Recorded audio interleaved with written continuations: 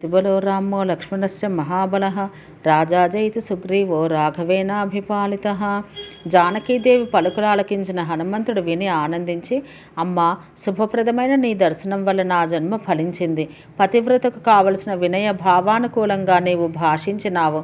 నా వీపుపై ఆసీనవై శతయోజన విస్తీర్ణమైన సాగరోల్లంఘనం చేయడం స్త్రీమాత్రురాలికి అసాధ్యమే. జనకరాజనందినివైన నీవు రామప్రభువును వినా అన్యులెవరిని స్పృశించను అని పలికిన నీ రెండవ కారణం రామానుగుణంగా ఉంది. నీవు వినా అన్య స్త్రీలెవరూ ఇలా భాషించలేరు. అమ్మ, రావణుని తిరస్కరించి నీవు పలికిన పలుకులు విని నీవు చేసిన ఆత్మహత్యా ప్రయత్నాన్ని చూశాను. యథాతథంగా ఈ విషయాలు రామచంద్రులకు విన్నవిస్తాను. నీవు విశేషంగా దుఃఖించడం చూశాను. నా ప్రభువు మీద నాకున్న ఆదర్శ స్నేహాధిక్యత వల్ల నా హృదయం ద్రవించింది. నేను సీతారాములైన మీ ఇద్దరిని ఆనందింపచేయదలిచి తొందరపాటులో నిన్ను నా వీపుపై కూర్చోమన్నాను. సాగరాన్ని లంఘించెవ్వడు లంకలో ప్రవేశించలేడు. కేవలం నా పరాక్రమాలను నీకు చూపెట్టాలని అలా చెప్పాను. అమ్మ, నీకు నాతో రావడం ఇష్టం లేదు కనుక రామప్రభువు విశ్వాసార్థం ఆనవాలుగా ఏదైనా ఇయ్యవమ్మా అని ఆర్థించాడు. వాయునందనని పలుకులకు జానకీదేవి కన్నీరు కారుస్తూ గద్గద కంఠంతో పలికింది, హనుమంత, నీకు నేను ఒక గుర్తు చెబుతాను. ఆ సంగతి నా భర్తకు తప్పక జ్ఞాపకం వస్తుంది. చిత్రకూటాద్రిపై మేము సిద్ధాశ్రమంలో ఋషులుండే స్థానాలలో నివసించేవారం. వివిధ సుగంధం గుబాలించే వనంలో మేము నాడు విహరించినాము. జలక్రీడల్లో చాలాసేపు గడిపాము. అప్పుడు నా నాథుడు అలసి నా తొడపై శిరస్సు ఉంచుకుని నిద్రించాడు. అదే సమయంలో వాయుసం నా చుట్టూ తిరిగి నన్ను ముక్కుతో పొడిచింది. ఆ కాకిని నేను బెడ్డతో కొట్టినా అది పక్కపక్కనే దాగుకుని మరల నా దగ్గరకు రానారంభించింది. తాను తీసుకువచ్చిన మాంసపు ముక్కను నా ముక్కుతో పొడుచుకుంటూ మరలా నా మీదకు రాసాగింది. దాన్ని తోలాలని నేను నా ఒడ్డానాన్ని ఊడదీస్తుంటే నేను కట్టిన చీర జారింది. ఒడ్డానం చప్పుళ్లకు రామప్రభువుకు మెలకువ రాగా ఆయన హేళన చేశారు. సిగ్గు, తర్వాత కోపము రాగా నేను విలపించాను. తర్వాత ఆయన ఒడిలో శిరస్సు ఉంచుకొని చాలాసేపు నిద్రించాను. తర్వాత ఆయన నన్ను లేపి నా తొడపై తన శిరస్సు ఉంచుకొని శయనించగా ఆ వాయసం మరలా వచ్చి నా స్తనాలపై గోళ్లతో రక్కింది.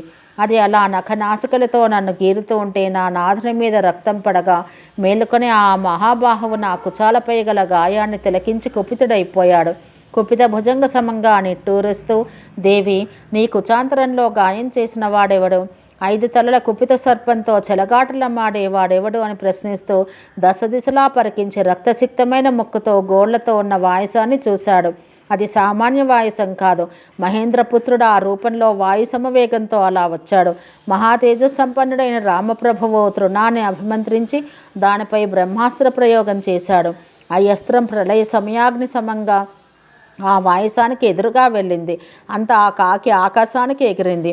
ఆ దర్భకర్ర కూడా మంత్రప్రభావంతో మండుతో కాకితో బాటు పైకి ఎగిరింది. కాకి ఎక్కడికి వెడితే ఆ బ్రహ్మాస్త్రం కూడా దాన్ని వెంబడించసాగింది. తను రక్షించు వారి కోసం ఆ వాయసం లోకాలన్నీ తిరిగింది. తండ్రి అయిన మహేంద్రుడు కానీ, దేవతలు కానీ, దేవర్షులు కానీ ఎవరూ దాన్ని కాపాడలేకపోయారు. జగత్రయంలో పరిభ్రమించే దాన్ని సంరక్షించేవారు కానరాలేదు. చిట్ట చివరకది రామప్రభు చరణ కమలాలనే ఆశ్రయించగా వాయసమ, బ్రహ్మాస్త్రాన్ని వ్యర్థం చేయడం అసాధ్యం. అందువల్ల దీన్ని నేనేమి చెయ్యను, నీవే చెప్పు అనగా ఆ వాయసం, నా దక్షిణాక్షిని దహించివేయి స్వామి అంది. అంత ఆ తృణం దాని కుడికంటిని భస్మం చేసింది. ఆ కాకి అలా తన ప్రాణాన్ని కాపాడుకుంది. తర్వాత అది రామచంద్రునికి, దశరథ చక్రవర్తికి ప్రణమిల్లి స్వస్థానానికి వెళ్ళిపోయింది అంటూ చెప్పి జానకీదేవి భర్తని ఉద్దేశించి, నాథ, నాకై కాకి వంటి దానిపై బ్రహ్మాస్త్రాన్ని ప్రయోగించావే, అట్టి దశలో నన్ను అపహరించకపోయిన వాణ్ణి శిక్షించకుండా ఎందుకు ఉపేక్షిస్తున్నావు? భర్తగా నీవు ఉన్నా నేను అనాథలా ఉన్నాను. నాపై కరుణించు. దయయే మహత్తర ధర్మమని చెప్పినది నీవే కదా. బలపరాక్రమ సంపన్నుడవైన నీవు సద్గుణ సంపన్నుడవు. ఈ ప్రపంచంలో నిన్ను జయించగలవాడు లేరు. సాగర సమ గంభీరుడవైన నీవు చతుస్సాగర మేలావలైతమ భూమండలానికి నాథుడవు, సత్యసంధుడవు, శస్త్రాస్త్ర విధులలో సర్వశ్రేష్ఠుడవు అయిన నీవు ఈ రక్కసులపై ఏలా అస్త్రాలను ప్రయోగించడం లేదు అంటూ హనుమంతుని సంబోధించి, హనుమ, నాగరాక్షస గంధర్వాదులలో రామచంద్రుని యుద్ధంలో ఎదురు నిలవలేరు. ఆ మహావీరుడు నా విషయమై సంకల్పించి నిశాచరులను నిశిత శరాలతో అంతం చేసి నన్నేల తీసుకుపోలేదు. అగ్రజుని ఆజ్ఞానుసారం లక్ష్మణుడైనా నన్నేల రక్షించడం లేదు. వాయువగ్ని సమ తేజస్సాలురైన ఆ సోదరులు నన్ను ఎందుకు ఉపేక్షిస్తున్నారు? నేను మహాపాపం చేసి ఉంటాను, అందుకే ఆ సోదరులు నన్ను విస్మరించి ఉంటారు అంటూ జానకీదేవి అత్యంత దీనంగా పలికింది. కన్నీళ్లు కారుస్తూ సీతాదేవి మహాదైన్యంగా పలికిన పలుకులు ఆలకించి హనుమంతుడు, అమ్మ, నీ వియోగ దుఃఖంతో రామప్రభువు సర్వ విషయాల్లోనూ విముఖంగా ఉన్నాడు. నేను సత్యశబదం చేసి పలుకుతున్నాను. అన్నగారి దుఃఖాన్ని చూస్తూనే లక్ష్మణుడు విచారిస్తున్నాడు. విశేష ప్రయత్నానంతరం నిన్ను దర్శించగలిగాను. ఇక దుఃఖించనవసరం లేదు. నీ దుఃఖ సర్వస్వం శీఘ్రకాలంలో పటాపంచలైపోతుంది. భవదీయ దర్శనాభిలాషతో రామలక్ష్మణులు అతి శీఘ్రంగా లంకానగరాన్ని సర్వస్వాన్ని భస్మం చేస్తారు.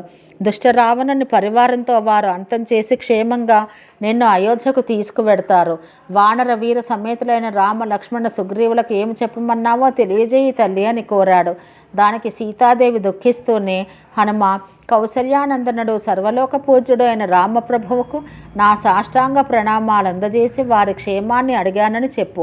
సుమిత్రానందనుడు పృథ్వీ దుర్లభమైన సర్వైశ్వర్యాలను భోగభాగ్యాలను కూడా త్యజించి జనని జనకులకు నచ్చచెప్పి అన్నతో అడవుల పాలై అక్కడ ఆయనకు సేవ చేస్తున్న లక్ష్మణుడు సీతారాములమైన మమ్మల్ని జనని జనకులుగా భావించాడు.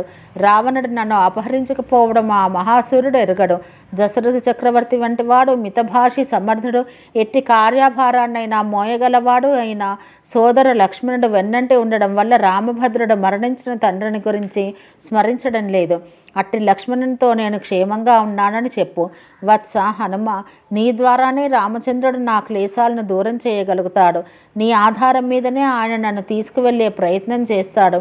నా నాథునితో ఈ మాటలు నేను పదే పదే చెప్పానని చెప్పు. నాథ, నేను సజీవంగా ఇంకా 1 నెల మాత్రమే ఉంటాను. ఆ తర్వాత నేను బ్రతికే ఉండను. అమరేంద్రుని స్వర్గరాజ్య లక్ష్మణి శ్రీహరి పాతాల నుండి తీసుకువచ్చిన రీతిగా దుష్ట రావణుడు అపహరించుకు వచ్చిన నన్ను నీవు తీసుకుని పోవాలి అంటూ ఆమె పైట చెంగున దాచిపెట్టిన అమూల్య చూడామణిని హనుమంతునికిచ్చి రామునికెమ్ము అంది. మారుతి ఆ దివ్య చూడామణిని తీసుకుని వేలుకు పెట్టుకున్నాడు.